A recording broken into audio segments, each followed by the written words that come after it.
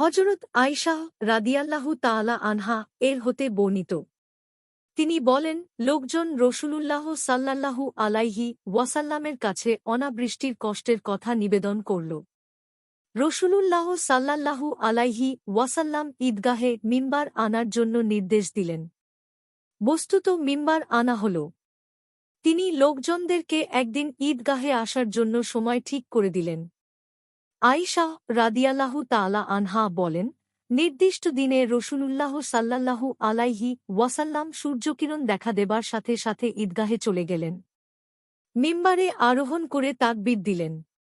আল্লাহর গুণকীর্তন বর্ণনা করে বললেন, তোমরা তোমাদের শহরের আকাল সময়মতো বৃষ্টি না হবার অভিযোগ করেছ। আল্লাহ তাআলা এখন তোমাদেরকে নির্দেশ দিচ্ছেন, তোমরা তাঁর কাছে দোয়া করো। তিনি তোমাদের দোয়া কবুল করবেন বলে ওয়াদা করেছেন।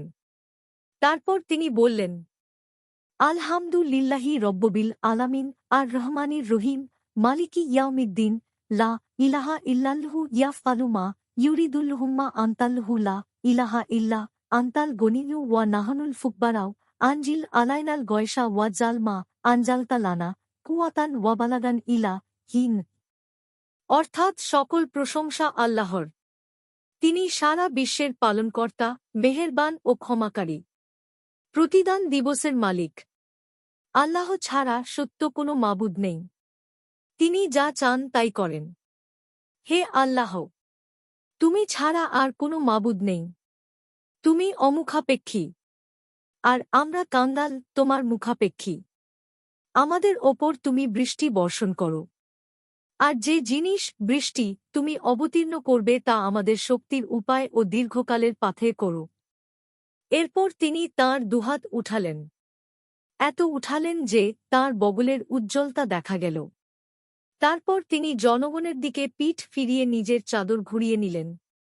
তখনও তার দু হাত ছিল উঠানো। আবার লোকজনের দিকে মুখ ফিরালেন এবং মিম্বার হতে নেমে গেলেন। 2 রাকাত নামাজ আদায় করলেন। আল্লাহ তাআলা তখন মেঘের ব্যবস্থা করলেন। মেঘের গর্জন শুরু হল।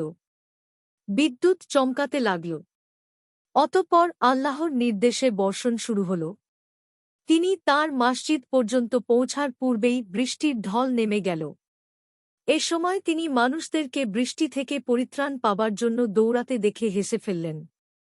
এতে তাঁর সামনের দাঁতগুলো দৃষ্টিগোচর হতে থাকল।